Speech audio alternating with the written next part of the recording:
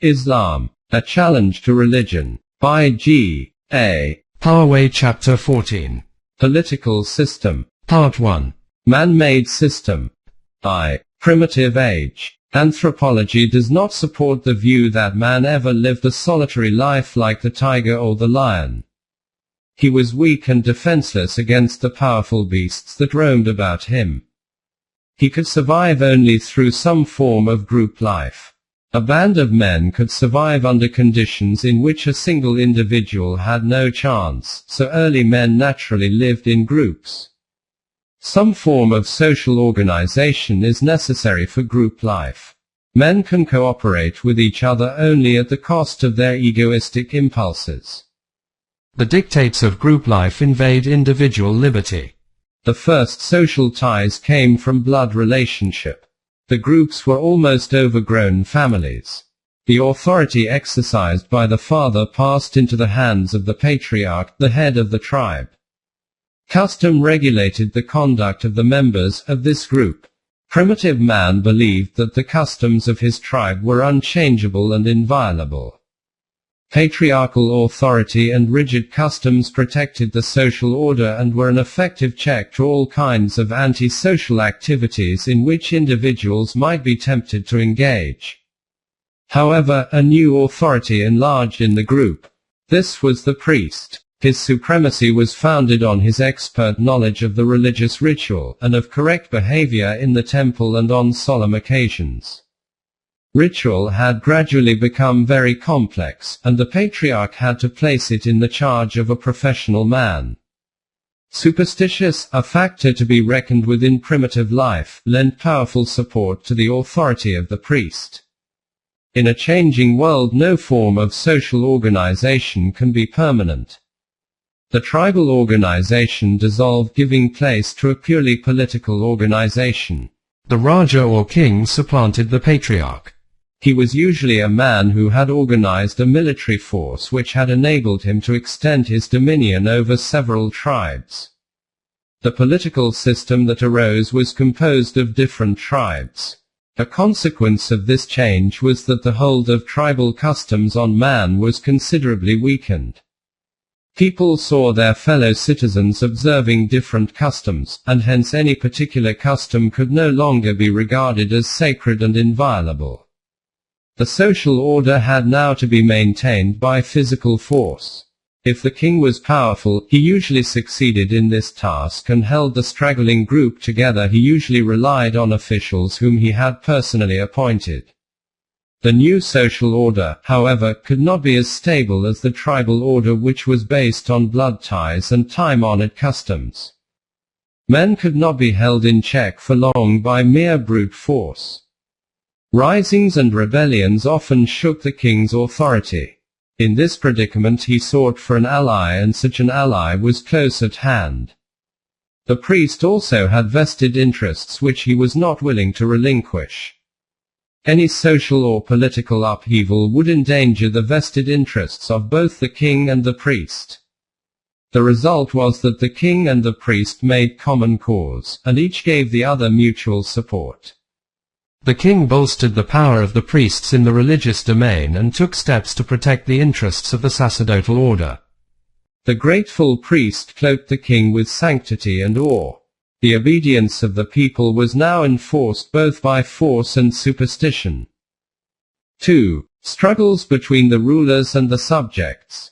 There is something in man which chafes at external compulsion. In the heart of man the flame of freedom may sometimes flicker, but is never extinguished. The patience of man is not inexhaustible, and subjected to the double tyranny of priest and king, he became more and more discontented. He longed for intellectual as well as political freedom. It was not long before he rose against the hold of the priest and the authority of the king. History has recorded the long drawn-out and sanguinary struggle of the masses to regain their freedom and overthrow both spiritual and political yokes.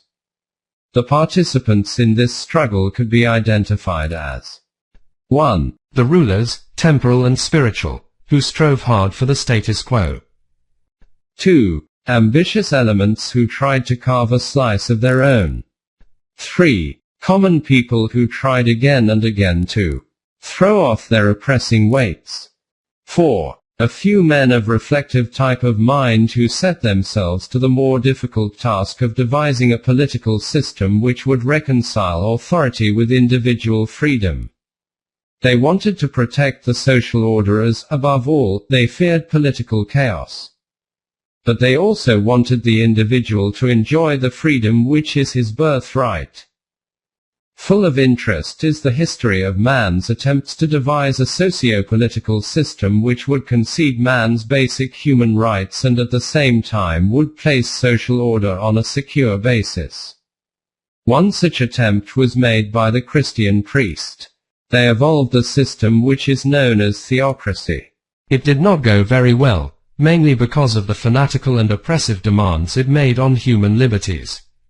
It was a tyranny sanctioned by religion. It was done in the name of Christianity, although Christianity claimed to stand only for the spiritual freedom of man. In the words of Viscount Samuel, Christianity has supported the doctrine of the divine right of kings and must bear responsibility for all the evil consequences of that doctrine in the history of Europe. 3. Might is right. The doctrine that might is right also had its advocates. It was defended by specious arguments. It was said that a social order which had not the support of the powerful could not last long. Throughout human history, those who had power had ruled over the weak.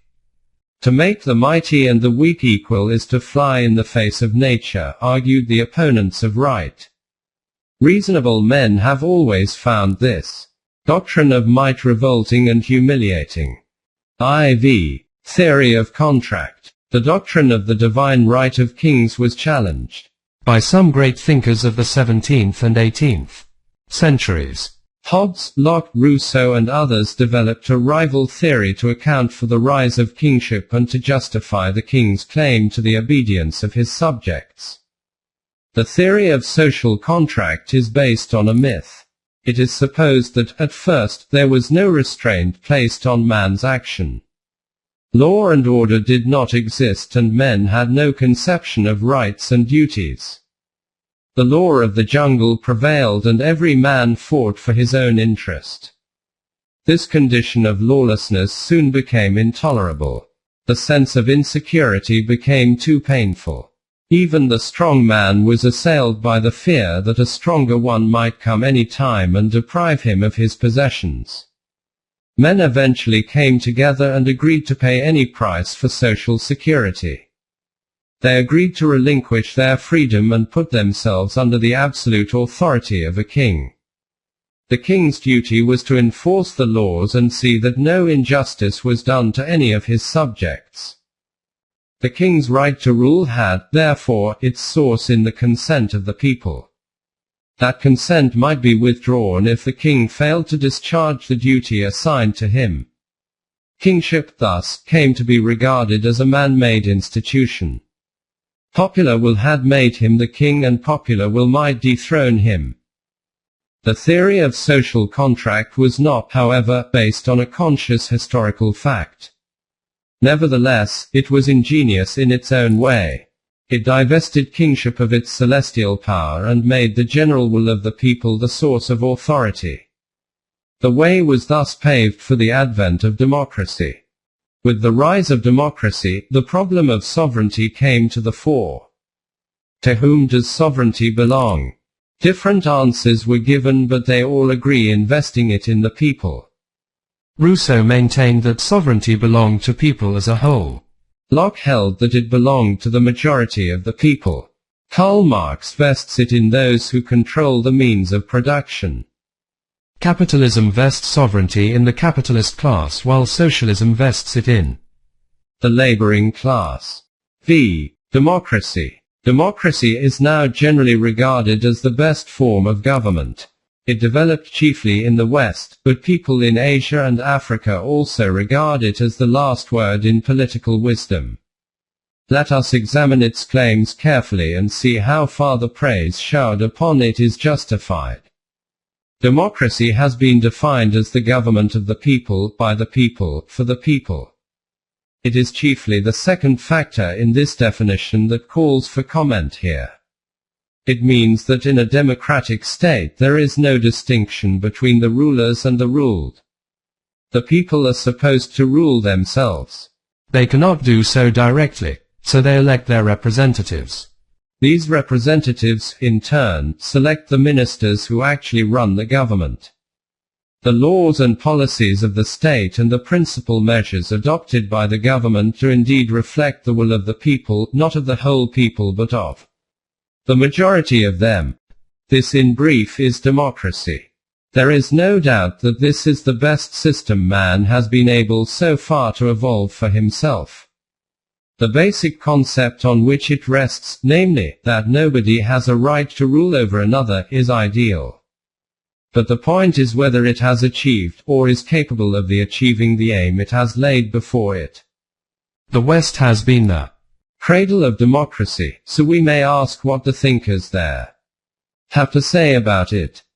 5. Democracy's failure. In his book The Crisis of Civilization, Professor Alfred Cockburn of London University, discussing the causes of the decline of Western civilization, says, considering politics in terms of actual facts and not of abstract theories, it must be acknowledged that the identification of ruler and the ruled, assumed in the theory of the sovereignty of people, is a practical impossibility. The government is one set of people and the governed another. Once society has developed beyond the smallest and the most primitive communities, they never have been and never can be the same. The pretense that there can only lead to the worst excesses of power in the state. Page 68. Professor A. C. Ewing of Cambridge University has discussed democracy in his book The Individual, the State and World Government. The following quotation from the book shows the trend of his thought. Had Rousseau written now, and not, as Lie did, prior to any experience of democracy in the modern world, he could not have been so optimistic. Page 116. A similar view has been expressed by another thinker, René Guénon, in his book The Crisis of the Modern World. The relevant passage, though long, reserves to be quoted in full. If the word democracy is defined as the government of the people by themselves, it expresses an absolute impossibility and cannot even have a mere de facto existence in our time any more than in any other. It is contradictory to say that the same persons can be, at the same time, rulers and ruled, because, to use the Aristotelian phraseology, the same being cannot be in act and in potency at the same time and in the same circle of relations. The relationship of the ruler and ruled necessitates the joint presence of two terms. There could be no ruled if there were not also rulers, even though those be illegitimate and have no other title to power than their own pretensions. But the great ability of those who are in control in the modern world lies in making the people believe that they are governing themselves. And the people are the more inclined to believe this as they are flattered by it and as they are in any case incapable of sufficient reflection to see its impossibility. It was to create this illusion that universal suffrage was invented. The law is supposed to be made by the opinion of the majority, but what is overlooked is that this opinion is something that can very easily be guided and modified. It is always possible by means of suitable suggestions to arouse in it currents moving in this or that direction as desired. All these writers have taken pains to show that the belief that in democracy sovereignty or the absolute and unrestricted right of law-making belongs to the people has no basis in fact. It has been supposed that the law enacted by the majority vote of the representatives of the people embodies the unanimous decision of all the citizens of the state and that, therefore, it is based on justice. This assumption is the chief cause of the decline of democracy in the present day. This view has been supported by Mencken, as the passage given below shows. Under all such failures there is a greater one. The failure of man, the most social of all the higher animals and by far the most intelligent, to provide himself with anything, even remotely described as good government. He has made many attempts in that direction, some of them very ingenious and others sublimely heroic, but they have always come to grief in the execution. The reason surely is not occult. It is to be found in the abysmal difference between what government is in theory and what it is in fact. In theory it is simply a device for supplying a variable series of common needs, and the men constituting it, as all ranks of them are so fond of saying, are only public servants, but in fact, its main purpose is not service at all, but exploitations. He proceeds on. Of all the varieties of government, it is probably democracy that has fared worse at the hands of these brethren, knowing very well as a cardinal article of their art, how little people in general are moved by rational ideas and how much by mere hullabaloo. They make common cause with every pressure group that comes along, and are thus maintained in office by an endless series of public enemies. Arnold J. Toynbee writes, in his recent book, The Present-Day Experiment in Western Civilization, 1962, democratic parliamentary government is a less efficient, and, therefore, a more wasteful regime than oligarchic parliamentary government, and even a parliamentary oligarchy is inefficient and extravagant by comparison with a well-managed authoritarian regime. Page 35. 7. UNO's questionnaire. In 1947, UNESCO, the cultural organ of the UN, set up a research committee to study and report on the working of the democratic system in different countries. The committee invited some great scholars to contribute articles to the proposed volume on democracy. All shades of opinion were represented in the volume, which was published under the title Democracy in a World of Tensions. What is the meaning of democracy? Was the first question that they were asked. Most of the scholars admitted that the word was vague and its precise sense had not been determined. A few went so far as to call it one of the most ambiguous words in current usage. Page 460. The next question asked was, is the majority vote always correct, and a protest against it is a protest against democracy? The answer was, it does not, however, imply that the judgment of the majority is inerrant, and it therefore allows freedom to minorities to agitate and vote for the reversal of previous majority decisions. Page 504. While pointing out its defects, we must be fair and recognize the merits of the democratic system at the same time. The democratic form of government would pass muster in any comparison with kingship, despotism and theocracy. Theocracy is the worst form of despotism. Under this system, people are exploited in the name of God. There is no place for priests in Deen. It is a bold advance on the earlier forms. By asserting equality of all men, by requiring the state to advance the interests of the people and by enlarging the area of individual freedom, it has rendered remarkable service to humanity. The criticism leveled against it really applies not to democracy in general, but to its typical form developed in the West. This form of democracy is based on secularism and, therefore, suffers from a fatal weakness. It is built on the shifting sands of changing human interests and beliefs. Because it is not grounded in permanent values, it is at the mercy of every gust of wind. Secular democracy is in fact a reaction to theocracy which, directly or indirectly, had disturbed the very basis of peace and freedom in Europe. Theological disputes continually threatened internal peace. Secularism tried to solve the problem by excluding morality and religion from the purview of government and making them matters of private concern of the individual. The unfortunate result was that man in his political life was left with no stable frame of reference and no objective standard to guide him.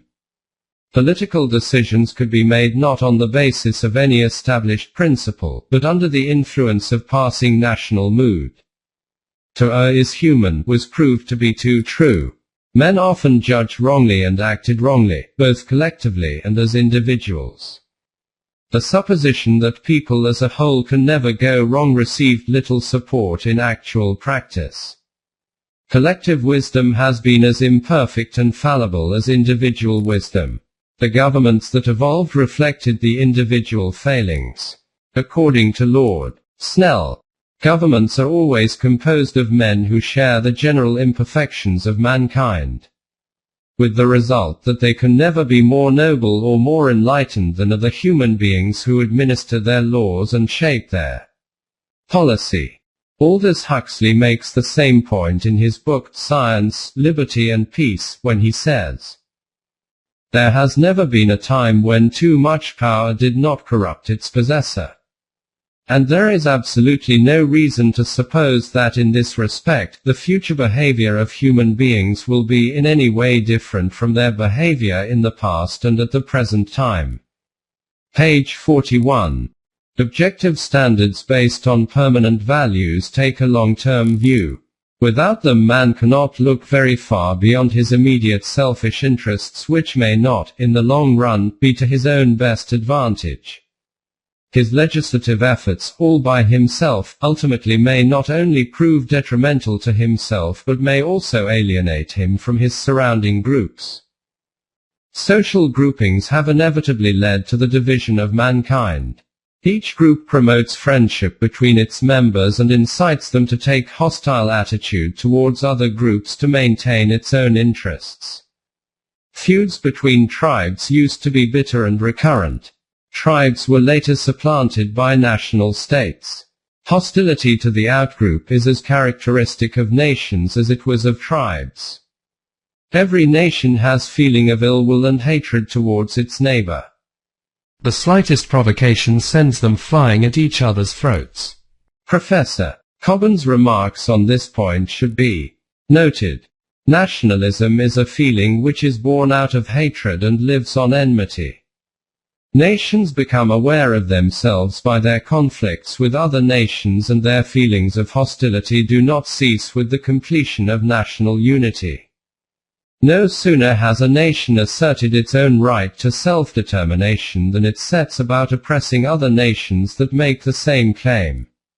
For all these reasons, it may be concluded that nationalism is a very dangerous foundation for a state. Frederick Hertz, the historian of nationalism, writes as follows in his book Nationality in History and Politics.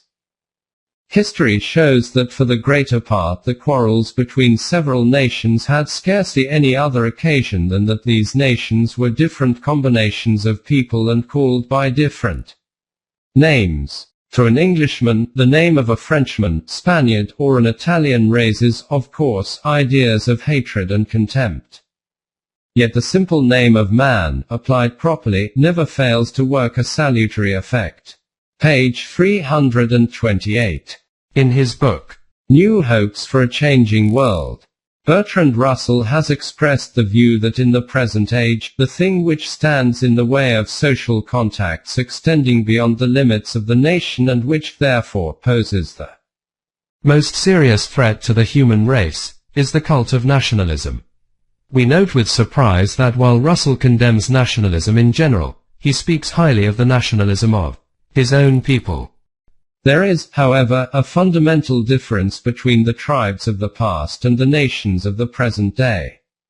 Nationalism does not merely indicate a form of political grouping. It has developed into a cult which arouses in the individual passionate devotion to his nation and violent antipathy to other nations.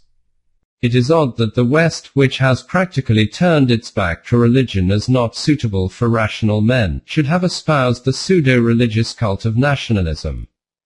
Aldous Huxley's comment on this is worth noting.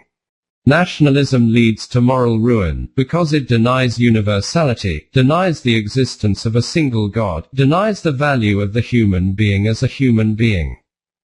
And because at the same time, it affirms exclusiveness, encourages vanity, pride and self-satisfaction, stimulates hatred and proclaims the necessity and rightness of war. The same writer makes the following remarks at another place. 20th century political thinking is incredibly primitive. The notion is personified as a living being, with passions, desires, susceptibilities.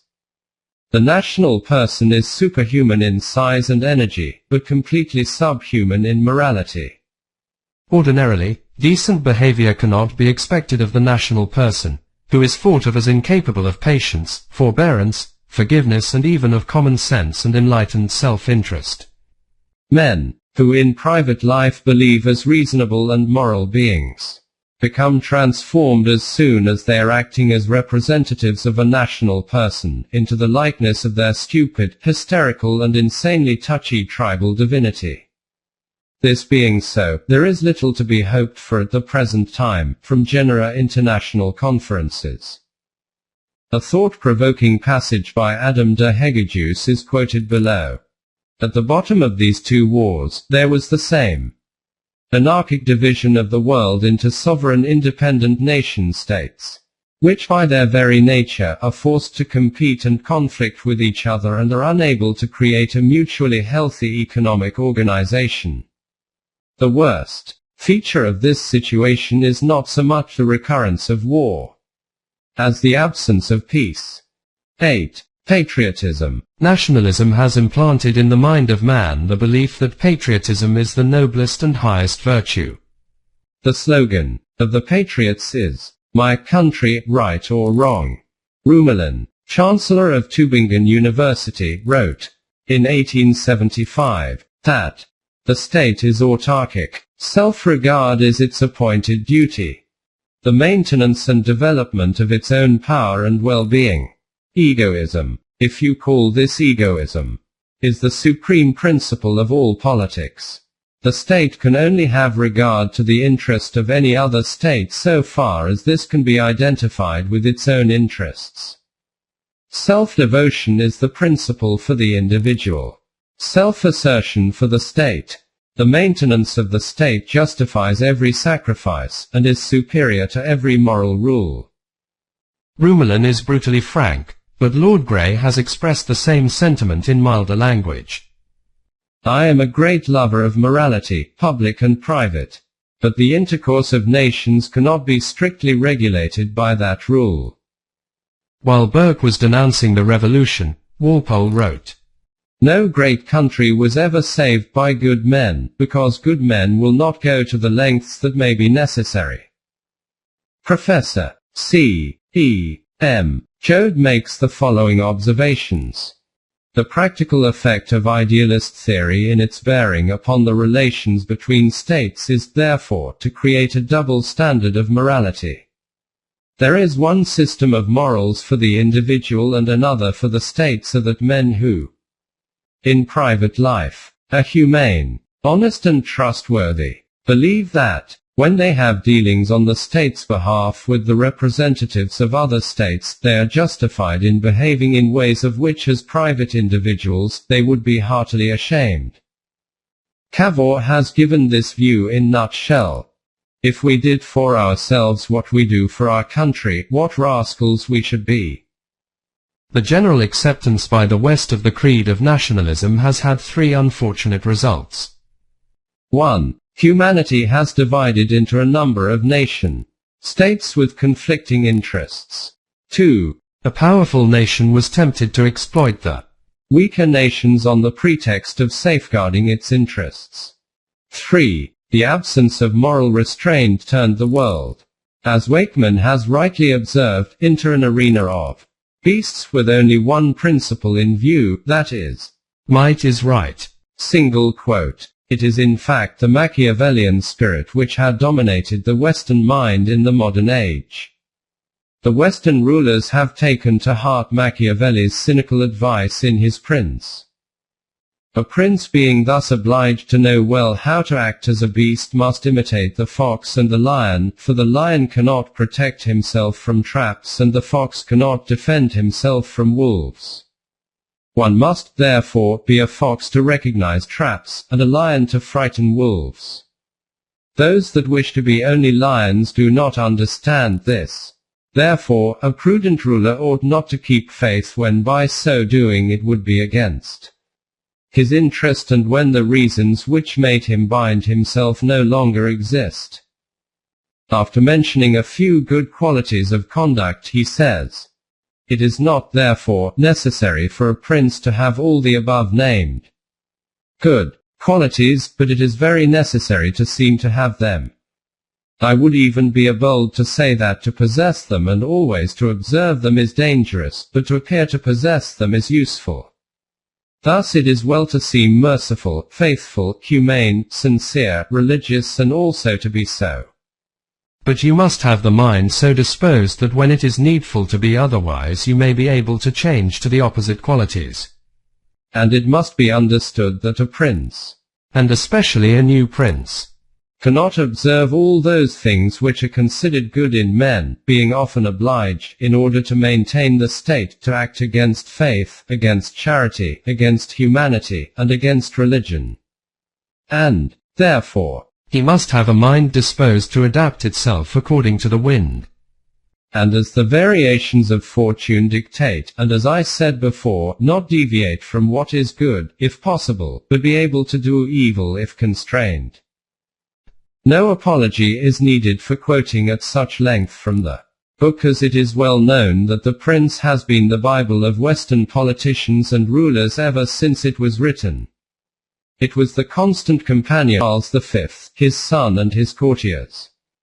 Thomas Cromwell brought a copy from Italy and kept it under his pillow when he went to bed. Catherine de' Medici, the daughter of the prince to whom the book was dedicated, brought it to France, and her political views were deeply influenced by it. Her son, Henry III, always carried it in his pocket. When he was murdered, it was found on his person. The same was the case with Henry IV. Several popes and kings admired it and approved of its political philosophy. Frederick, who invariably acted on its principles in his dealings with other rulers, wrote in his political testament as follows: "The great matter is to conceal one's designs and to cover one's character. Policy consists rather in profiting by favorable conjunctures than in preparing in advance. This is why I counsel you not to make treaties depending on uncertain events, and to keep your hands free. For then you can make your decision according to time and place, and the conditions of your affairs, in a word, according as your interest requires of you." Politicians who follow Machiavelli believe that moral rules are not binding on them. They reject moral considerations as irrelevant to political affairs. Even in the present age, there are many enthusiastic followers of Machiavelli. John F. Kennedy, in his book Profiles in Courage, 1963, quotes Frank Kant, saying, "Probably the most important single accomplishment for the political ambitious is the fine art of seeming to say something without doing so. The important thing is not to be on the right side of the current issue but on the popular side, regardless of your own conviction or of the facts. The business of getting the votes is a several practical one into which matters of morality, of right and wrong, would not be allowed to intrude." Page 8. Kennedy continues, "But this is no real problem, someone will say. Always do what is right, regardless of whether it is popular. Ignore the pressure, the temptation, the false compromises. That is an easy answer, but it is easy only for those who do not bear the responsibilities of elected office." Page 11. Machiavelli's views cannot, therefore, be dismissed as obsolete. IX. Western thinkers. No social group is free from inner conflicts. The main source of all conflicts is the clash of interest among the members of the same group or between different groups. No political system has, so far, been devised that eliminates internal conflict. Democracy is no exception. It has even intensified internal stresses and in the international sphere has given an impetus to power politics. Nevertheless, modern thinkers have not lost faith in democracy and believe that its defects are not irremediable. Let us see what remedies they have suggested. Democracy is based on two fundamental suppositions. The first supposition is that sovereignty is vested in the people, and the second is that decisions arrived at by majority vote are always right. Professor Cobham's remarks on the basis of democracy are worthy of careful consideration. The traditional justification for the sovereignty of the people is that the government must be founded on either force or consent. And that since force cannot make right, rightful government must be based on consent. But this is neither logical nor is it true. The fact that 1 million people consent to an act which is wrong, does not make it any the less wrong. If words have any meaning, the rightfulness of any government's authority depends on its objects and on the way in which it is exercised. A will ought to prevail only if it is a good will. But this is dependent not upon whose will it is, but upon its content. X. Moral standard. Professor Cobham has proposed moral values as the standard for judging right and wrong, instead of the majority vote. Locke calls it an immutable or natural law. We quote from Mabbott. There is an immutable law governing the just relations between man and man, independently of any society or state to which they may belong. This natural law would serve like natural rights as a limitation on the absolute rule of governments, however constituted and whatever other ends they may pursue. 11. Locke's mistake. Locke put his trust in natural law to guide aright. He argued that people followed the natural law as long as they lived naturally and were without culture and civilization. At this time reason was the guide and not sentiment. Later on, they were guided by sentiment and ceased to live in accordance with the natural law. The revival and enforcement of natural law was what society needed now. But when we ask how this natural law can be discovered, Locke refers us to the will of the majority. Here he seems to be arguing in a circle. The decision of the majority is right if it conforms to the natural law, and the natural law is manifested only in the will of the majority. Natural law cannot, therefore, serve as an objective standard for judging the actions of a nation. When Locke sees a government acting unjustly, he cries out a government has no right to thrust its will on the people. It must conform to the immutable law of nature. However, when he is asked to specify the source of the natural law, he can think of nothing better than the will of the majority. This looks like seeking protection from rain by standing under the roof gutter. The result was just the reverse of what he thought. His idea was to free mankind from the shackles of ever-changing man-made laws, but his theory of natural law culminated in the modern secular state. No doubt in the first instance, the schoolmen joined this theory to Christian theology by giving it a bias in divine will and thereby implanted it firmly in medieval political thought.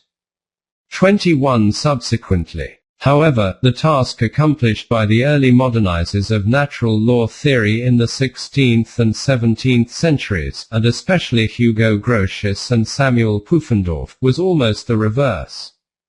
By extracting God from natural law, they made it the foundation of the modern secular constitutional state. They constructed a theory of natural law that would carry conviction in an age in which theological controversy was gradually losing the power to do so, thereby making the existence of God perfectly superfluous to the doctrine. 12. Higher law. The general trend amongst modern thinkers in the West now is that it is wrong to accept the majority decision as right in all circumstances. We need an objective standard for judging human actions. For Locke it was natural law. Cobham calls it the moral standard. The Italian patriot Mazzini, however, puts it in a more definite shape when he says that the principle of universal suffrage was a good thing inasmuch as it provides a lawful method for a people for guarding against forces of destruction and continuing their own government. However, in a people who have no common beliefs, all that democracy can do is to safeguard the interests of the majority and keep the minority subdued. We can, he adds, be subject to God or to man, one man or more than one. If there be no superior authority over man, what is there to save us from the subjugation of powerful individuals? Unless we have some sacred and immutable law, which is not man-made, we can have no standard for discriminating between right and wrong. A government based on laws other than God's will, he continues, produces the same result whether it be a despotic or a revolutionary one. Without God, whosoever be in authority will be a despot. Unless a government conforms to God's law, it has no right to govern. The purpose of government is to enforce God's will. If a government fails in its purpose, then it is your right and duty to try for and bring about a change. The idea of a higher law is not newly born. The ancient Greeks, among them Sophocles, Heraclitus, Plato and Aristotle, contributed much to the emergence and development of the concept of a divinely inspired, universal, immutable and eternal natural law. They wrote, for example, that all human laws are sustained by the one divine law, which is infinitely strong and suffices, and more than suffices, for them all. Heraclitus. Plato's theory of human law as an imperfect replica of an ideal form that exists only in the world of ideas, is another expression of much the same view. For Plato, and Greeks general, the law of nature was no more than a basis of comparison, an intellectual standard, and did not serve as a means for concrete juridical decisions. As stated by Corwin, Aristotle was led to identify the rational with the general in human laws. Putting the question in his Politics whether the rule of law or the rule of an individual is preferable, he answers his own inquiry in no uncertain terms. To invest the law then with authority is, it seems, to invest God and reason only. To invest a man is to introduce a beast, as desire is something bestial, and even the best of men in authority are liable to be corrupted by passion. We may conclude then that the law is reason without passion, and it is, therefore, preferable to any individual. It remained, however, for the Stoics in Greece after 300 B.C. and later in Rome to erect on this philosophical base an authentic natural law theory. Bracton, a judge of the King's Bench in the reign of Henry III, prepared a monumental work based on the study of Roman law.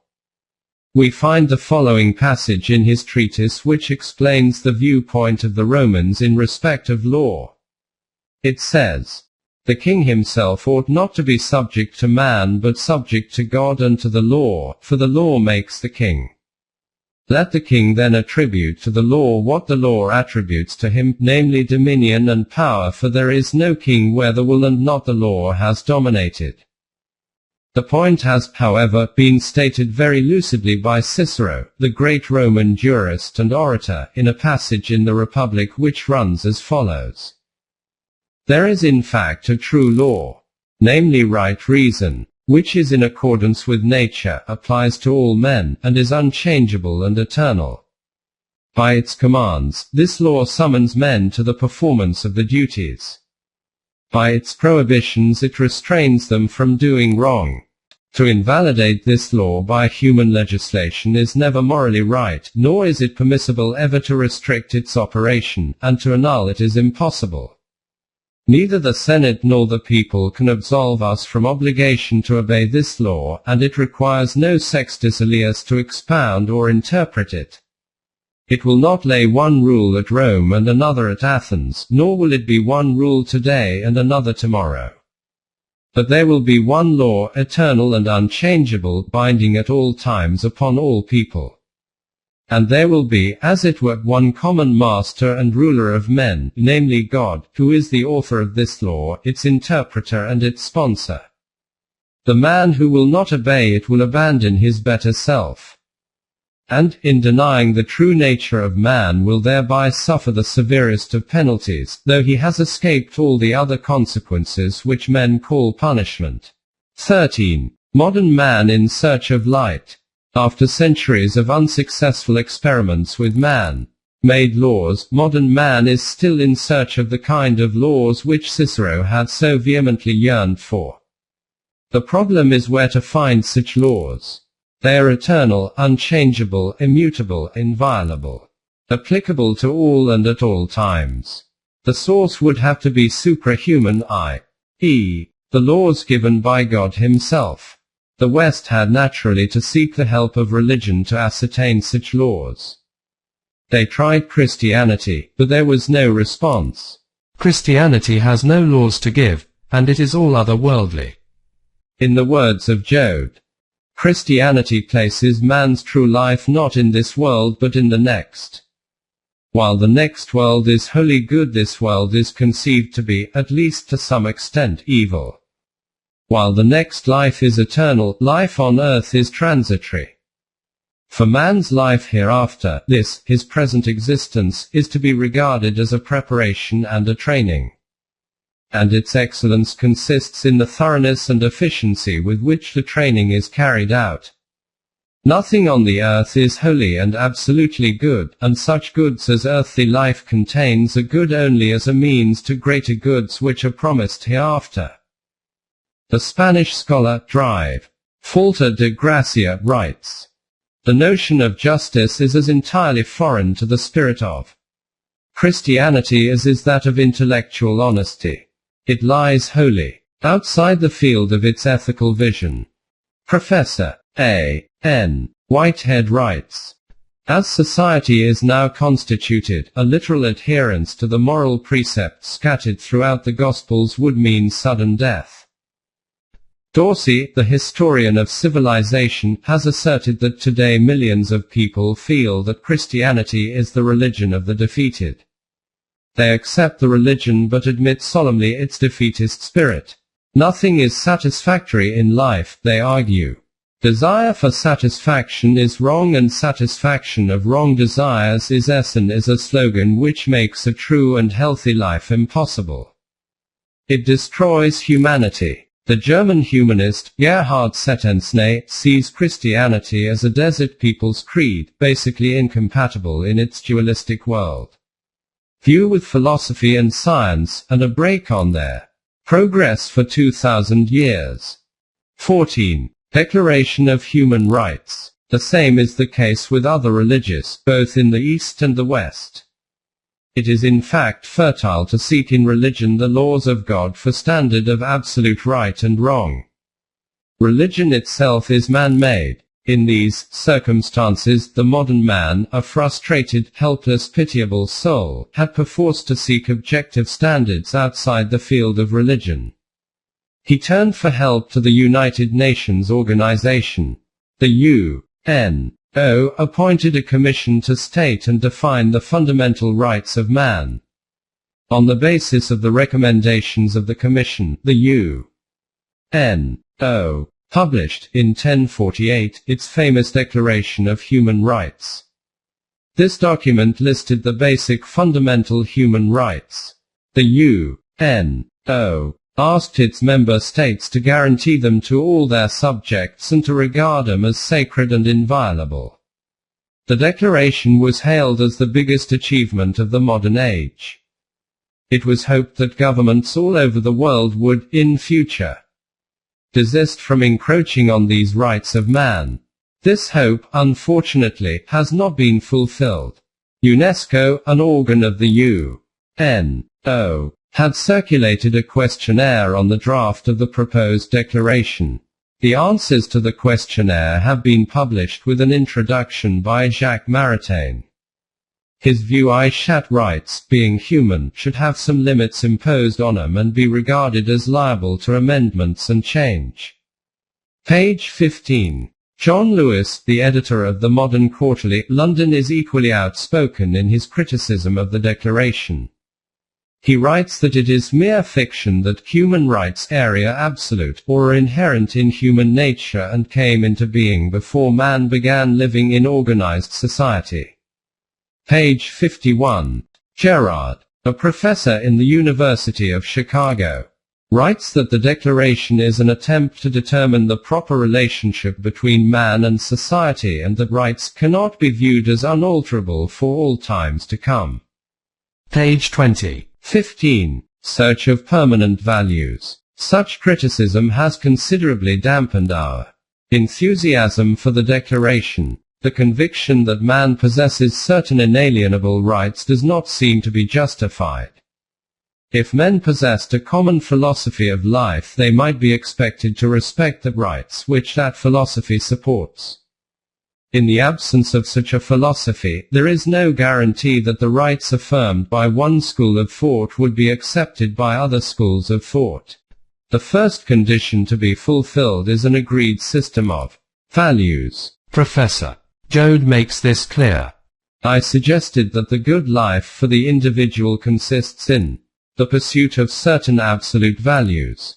If I am right, if, that is to say, it is by the pursuit of values that a man develops his personality.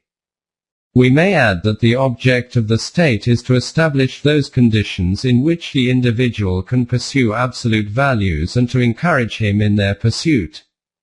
We are thus enabled to establish a principle of progress in society, which is also a standard of measurement whereby to assess the relative worths of different societies. Our first task, therefore, is to determine the nature of absolute values. We will then see that it is the duty of the state to provide conditions in which men can freely pursue them. Human rights will then be brought into a significant relationship to the pursuit of values and will be regarded as arbitrary. This task has not yet been undertaken. Let us see if Islam can help on this.